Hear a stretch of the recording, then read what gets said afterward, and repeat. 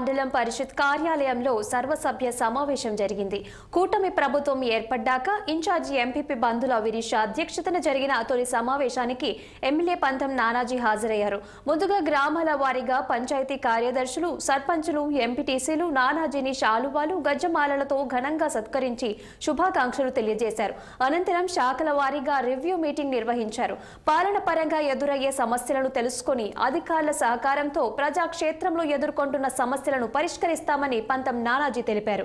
ఉప ముఖ్యమంత్రి పవన్ కళ్యాణ్ ఆదేశాలతో గ్రామ పంచాయతీలు పూర్తి స్థాయిలో ప్రక్షాళన చేసి గ్రామాల్లో ఏళ్ల తరబడి పాతుకుపోయిన సమస్యలను పరిష్కరిస్తామని అన్నారు.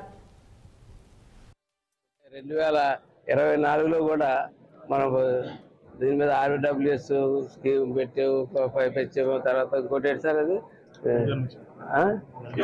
జల జీవన్ మిషన్, ఇన్ని రకాల కార్యక్రమాలు సెంటర్ నుంచి ఇంత ఎయిడ్ ఉన్నా సరే మనం సరైన మధ్య పోతాం అన్నది కొంచెం బాధగా ఉంది.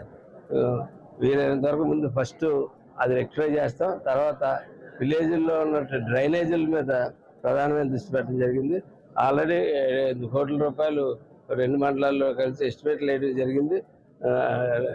అందులో మేజర్ పార్ట్ 60-70% డ్రైనేజ్కే పెట్టడం జరిగింది. డ్రైనేజ్ శాంక్షన్స్ కూడా కలెక్టర్ గారు శాంక్షన్స్ కూడా అయ్యాయి. ఆ వర్కులు కూడా త్వరలో చేపడతాం. అట్లాగే మరింత ఎస్టిమేషన్స్ వేళ రోడ్లకి అయితేనేంటి, పంచాయతీరాజ్ రోడ్లకి అయితేనేంటి, ఇంటర్నల్ రోడ్స్కి అయితేనేంటి, డ్రైన్స్కి అయితేనేంటి, మరింత గ్రామీణాభివృద్ధి శాఖకి మరిన్ని ఎస్టిమేషన్స్ తీసుకొచ్చి డిప్యూటీ సీఎం గారికి ఇవ్వబోతా ఉన్నాం. త్వరలో ఆ ఫండ్స్ కూడా తీసుకొస్తాం. ఖచ్చితంగా కాకినాడ కాన్స్టిట్యూన్సీ, రూరల్ కాన్స్టిట్యూన్సీని సస్యశ్యామలంగా చూస్తాం. రైతుకు కూడా అండగా ఉంటాం. అందరికీ అండగా ఉండి ముందు నడిపించాలి. కర్నూలు జిల్లా మంత్రాలయం వద్ద